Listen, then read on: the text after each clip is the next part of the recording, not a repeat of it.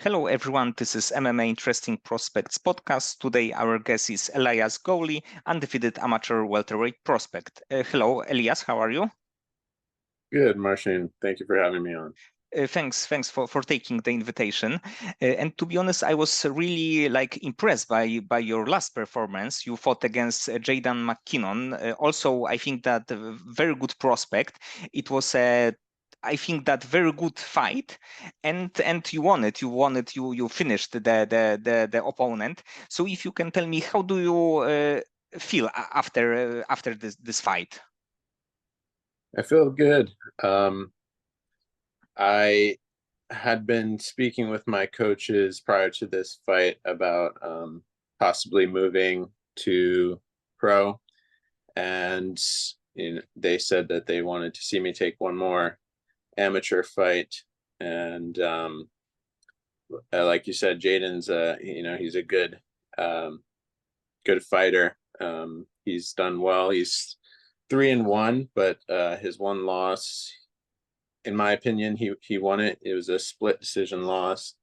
It was a close fight, so I could see how it was given to the other guy. But regardless, I was taking him very seriously, and I was happy to perform what I felt was pretty dominant and get a finish. It's my been two fights before that I went to decision, and I'm very big on trying to get the finish, so I was happy with it.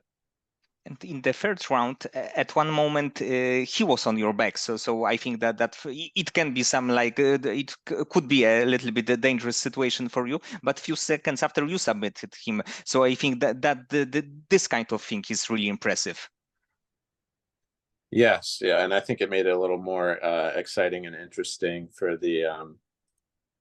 the audience, everybody watching, to have it not just be like it wasn't a beat down or but it was he had moments, but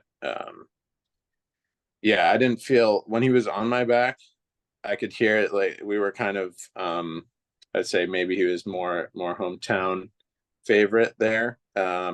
And just here in Texas, this is only my second fight in Texas. His whole career has been out here, and the crowd got pretty loud when he hopped on my back. Also, I think people like to root for the upset sometimes too. If somebody's losing, they like to see somebody come back, but I didn't feel like I was really that much in danger. My chin was tucked. He didn't have solid hooks with his legs in, and yeah, so I mean, I didn't feel like I was that much in danger, but like I said, I'm happy that it was a interesting fight. And how was it to fight a much younger fighter? Because I believe that at like a few weeks ago he was like 19 probably. Yeah, I think yeah. I think he was 18 when we fought, and maybe now he's 19. I don't know, but yeah, I honestly, you know, um, I think that it's been a big thing for him already. With if it was his first fight, I never seen him fight before, I probably would have underestimated him more. Uh, a number of guys that I'm around were saying that he's just a kid and stuff, but I didn't want to take him lightly because he's beating grown men. You know what I mean? In my opinion, like I said, I thought he was 4-0, and that's against older people, older men than him already. So I'm not gonna just be like, oh, I'm gonna push him over, he's a kid or something. I just took it like he was anybody else with a good record and good skills, and like he was a threat to me. So um, that's how I was looking at it. And I also didn't want to um, start feeling bad, like, okay, he's a kid and I'm gonna I got to take it easy on him or anything. You got to just do your job, and you can feel bad after if you're going to feel bad at all, you know. And actually, I think that you made a quite big name for yourself in Fury FC, because the fight before you fought against Kenneth Thomas, another very good fighter, and it also was a really exciting bout. So I think that the Fury FC is a perfect place for you, because it's of course a big organization. They have a lot of prospects on their cards. So I think that you should be a next one, especially when you are going pro. Yes, I'm super happy to be fighting for Fury, and you know, that it's been really great fighting on their cards. It's super professional behind the scenes, and I'm happy to have, you know, so many more eyes on the fights. It's great. I look forward to doing more of it. Right now, the tentative plan is to have a pro debut in December with Fury. And you made your amateur debut in 2022. So you were, I believe, 26 at that point, right? 26, yeah.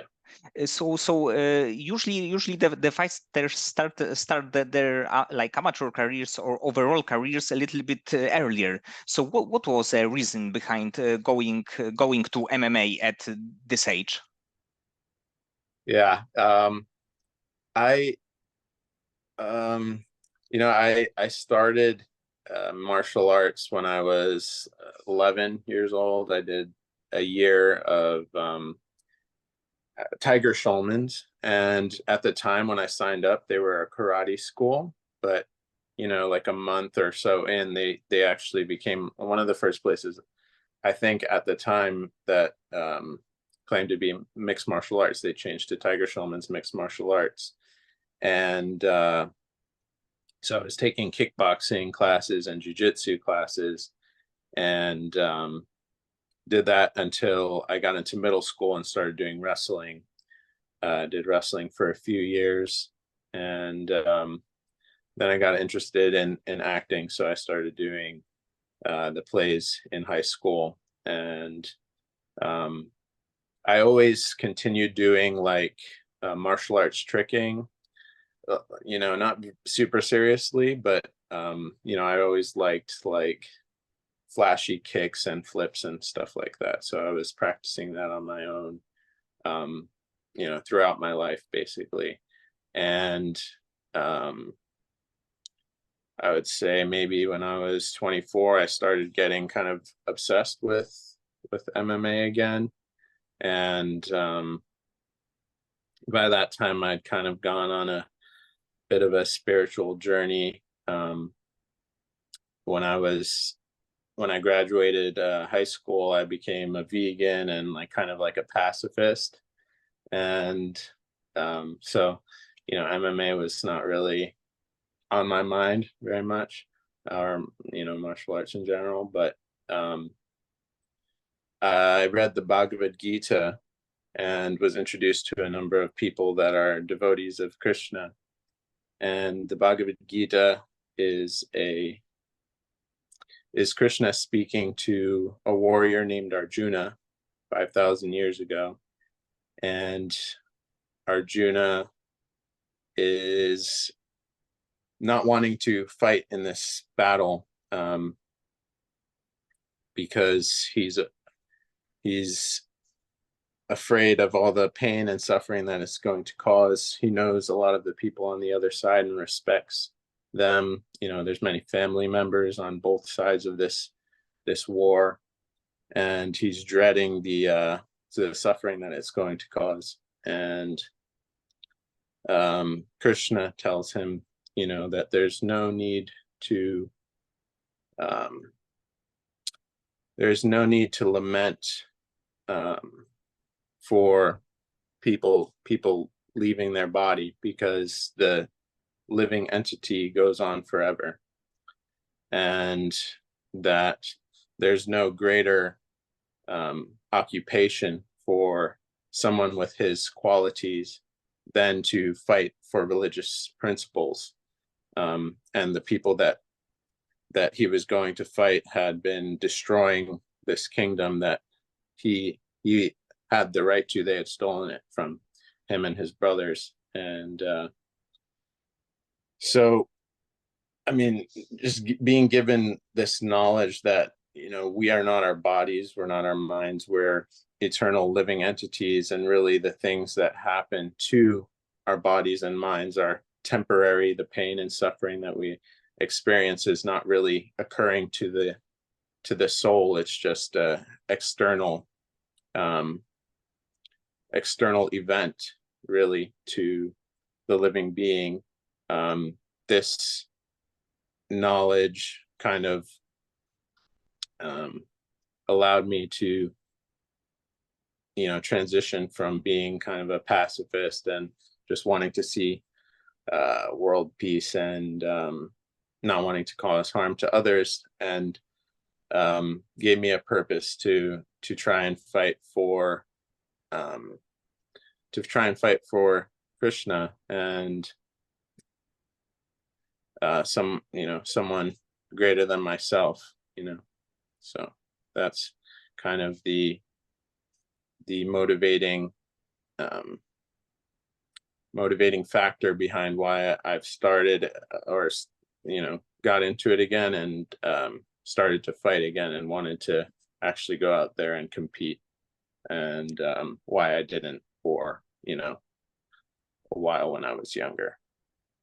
And seeing your results in your fights, it was probably a very, very good decision. Yeah, I mean, I'm aware that, you know, I turned 28 in July this month, and I'm aware that the clock's ticking on my career, basically, and so I've got to get started with you know, pro fights, and because there's the factors of injuries, people pulling out of fights, a lot of things that happen in mixed martial arts. You can get injured in the fight or in training, and, you know, so many different things, and you have to build a good professional record to even get noticed by a good promotion. So, you know, it's not something that I think is a huge deal for me at my age, but at the same time, it's not something I don't think about. And I'm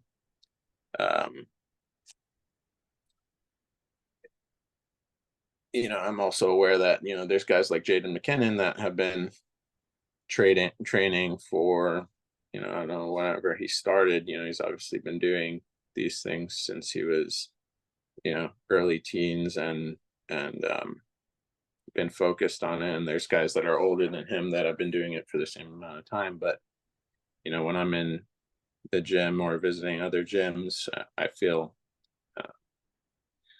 good with how I compete with most people, in striking especially, and grappling as well. So it's, you know, it's something that I can see myself having success in, despite, you know, having a different path and different amount of years or time in the game. And what is the gym that right now you are training with? It's 10th Planet in Austin, Texas. But is it a like MMA gym, or like the 10th Planet, like more of the like grappling and BJJ like competitors? It's pretty much an MMA gym. You know, they have, of course, they have a lot of jiu-jitsu classes. They have judo, wrestling classes, you know, kickboxing and boxing. So it's got everything there. And then we have the MMA team, which is just incredible. They have dedicated MMA coaches, and those guys are really, you know, they spend a lot of time, and they have the care for their fighters to put in that time and focus on us, which is, you know, I've been really impressed by, because the other gyms that I've been to, you know, you don't get as much time or attention, even if there's less fighters there. And the quality of training partners that I have is really super high. I think, you know, I tried a bunch of gyms within like a, I don't know, like a 40-mile radius of where I'm living, or where I'm going now is actually one of the furthest gyms. It's about 60 miles away. It's an hour and a half that I commute one way. So it's 3 hours each day that I'm driving there and back. And you know, I picked it because it impressed me over a number of other good gyms. You know, there's not like the other ones sucked, they were good.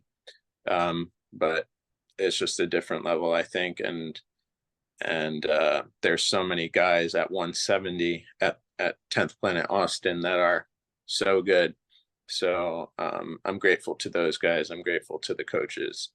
And I know I'm improving a lot. And do you train with like fighters like you, the undefeated prospects, either like amateurs or even pro, the fighters that maybe not right now in the UFC or like PFL, but you see the potential in them?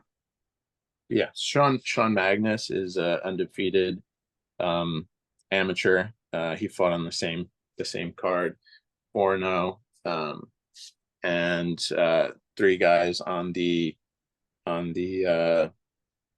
main card. Dallas Dodd, he's a undefeated pro now, at 2-0, and he's at 170. And Shane, Sugar Shane, fought that night. He was undefeated before he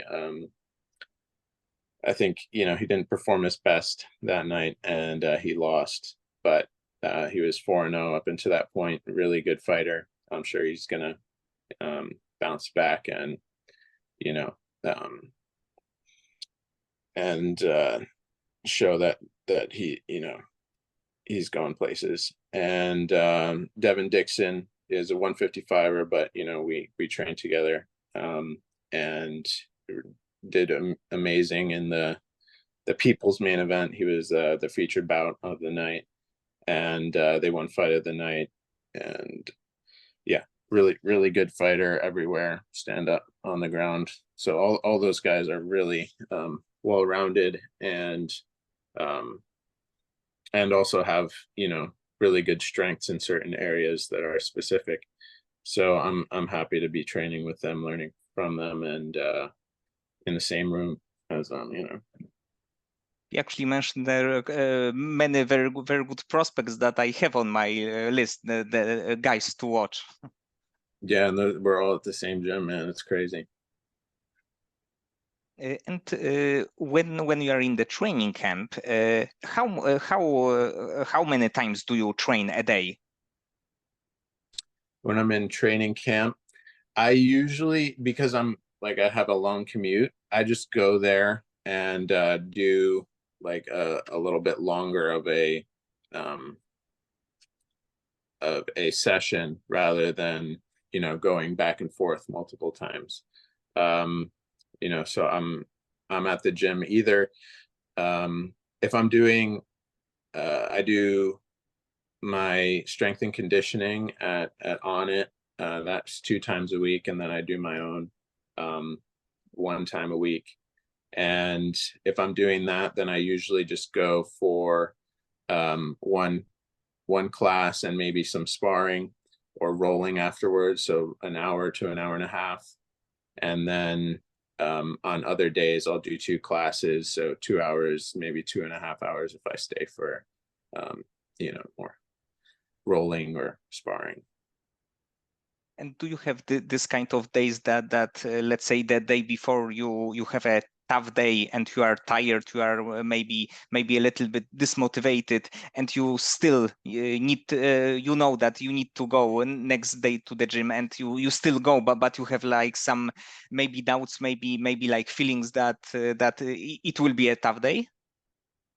Oh yeah, I mean, Yeah, plenty of times. And I to be honest, like, um, I will, if I'm going in and I'm feeling beat up from the day before, you know, I don't see anything wrong in taking it a little bit easier some days.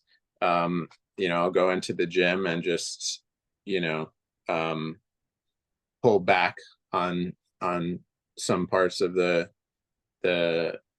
whatever it may be. If my arm's giving me problems, then, you know, I might adjust. If they're doing push-ups at one point in the thing, I'm trying to let that thing heal, because I need to get to my fight healthy. I think that's one of the most important um factors. And getting the training, as far as the skills and the knowledge, I see as incredibly important. um and you know, I just think being consistent is what's going to get me to build my level and continue to improve. So I push through the desire to not go to practice, but as far as being there, you know, some days I'll be like, oh, I was probably going to spar, but you know, today I won't spar because, you know, my shin's bothering me and still in my whatever, you know, and I just don't want to further injure those things or exacerbate injuries that I already have. Um, and I believe that, you know, some guys might be like, oh yeah, you just gotta tough it out as far as like injuries or whatever it may be.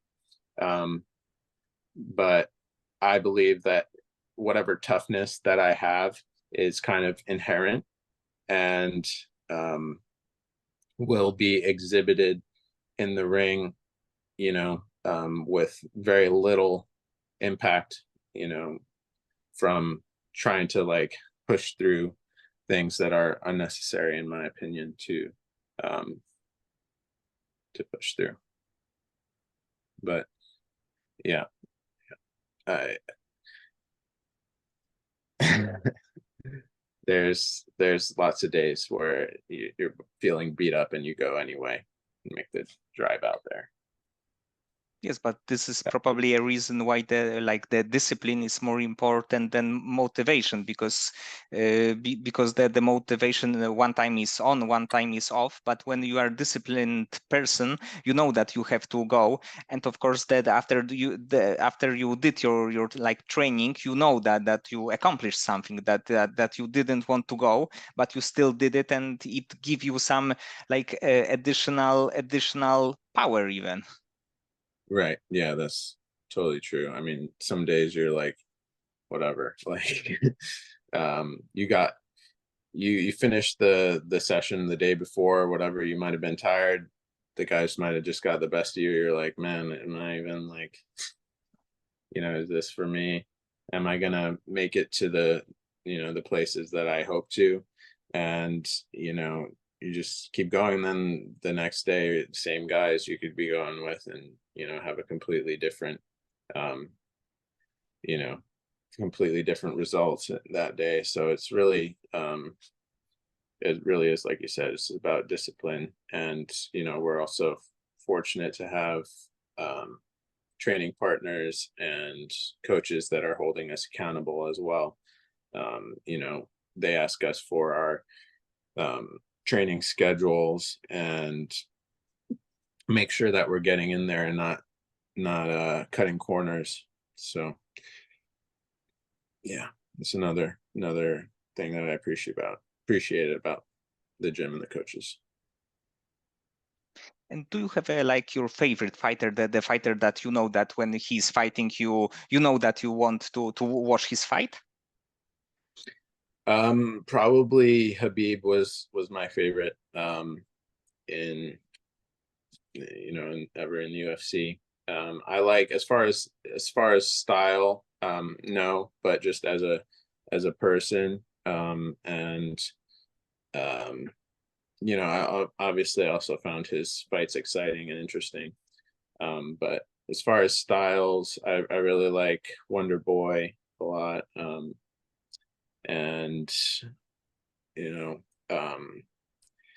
Sean O'Malley, Israel Adesanya, Zabit, um, Yair Rodriguez, and you know, I still like the flashy kicks and all the, you know, all that kind of stuff. I hope to, you know, score some big highlights and knockouts with my legs, my feet, my shins, and also just um, improve my grappling. I like submission, whether it's submission or KO or TKO. I think, and that's a perfect example. Shavkat Rakhmonov, another guy that you know, I'm a fan of. I just think if you don't finish the guy, you know, we've seen so many fights where it looks like one guy's going to win the whole time and then the other guy ends up finishing him. So it's like, you never know what would have happened if they kept fighting, and a finish is really the only thing that counts as a real win in my book. And actually, Shavkat, I believe that he finished every opponent that he had. So it's like 17 fights, something around this. So it's quite amazing for the like fighter on this level. Correct. Yeah, it's just incredibly impressive. And you know, as far as his you know, maybe I'll fight him someday, but up until that point, you know, I'm rooting for him to continue that. That's fine. You know, I like guys that are you know, trying to offer their fights and their careers to God. And when I watched your fights and check your record on Tapology, you had some middleweight bout and some lightweight bout. I'm not sure if that's correct. I only had a middleweight bout. My first amateur MMA fight was 185. But the goal is to stay at welterweight, right? To be. Yeah. So when I go to pro, I'm planning to fight at welterweight. And do you have a fighter in mind that you would like to face in your first pro fight? No, I mean, I'm starting now to look at the guys since we made that decision, since I came off the Jaden fight. Look at the other guys that have been fighting for Fury and other pros in the area, basically. But to be honest, I haven't been keeping up with them prior to that much, other than watching the cards that my teammates are on or I've been on. So I'm not really aware of the how big the roster is in terms of who I could be fighting next, and I'm really ready for whoever they want to give me. And is it a UFC main goal for you? You know, the UFC was always the, you know, growing up in the United States, they were always like the top tier promotion, and who I think most of us, if we grow up dreaming to be champion, it's in the UFC. So that would be number one for me. But honestly, I'm starting to look at the possibility of one, you know, it seems like it's gaining popularity, and it has I don't really like the propaganda that the UFC is doing about, you know, like they basically try to make it seem like there's a completely different level to fighters in the UFC versus out of the UFC, and or in other big promotions, you know. And I don't believe that. You know, you can see that there's guys that come in or have come in the past, you know, from Pride or Strike Force or whatever, and it's not like the UFC has an exclusive monopoly on the best guys in the world or the most talented guys in the world. You know, I think there's incredible guys out fighting outside of the UFC, so I'd be open to, you know, fighting for One or the PFL if they're I do want the eyes and the ears in order to for me spread Krishna's names and give glory to God. But it's not out of the question. I would consider negotiations with other big promotions. I think that there are like a few options, like one PFL, maybe Bellator will be still around in few years. So I think that of course for like many fighters, UFC is like the main ultimate goal, but there are some other possibilities. Yes. Okay, Elias, so many thanks for the conversation. I hope that you will get your pro debut in the Fury FC this year, and next year you will get another few bouts, maybe another like thrilling fights like your amateur bouts. Thank you very much. Yeah, I look forward to doing that.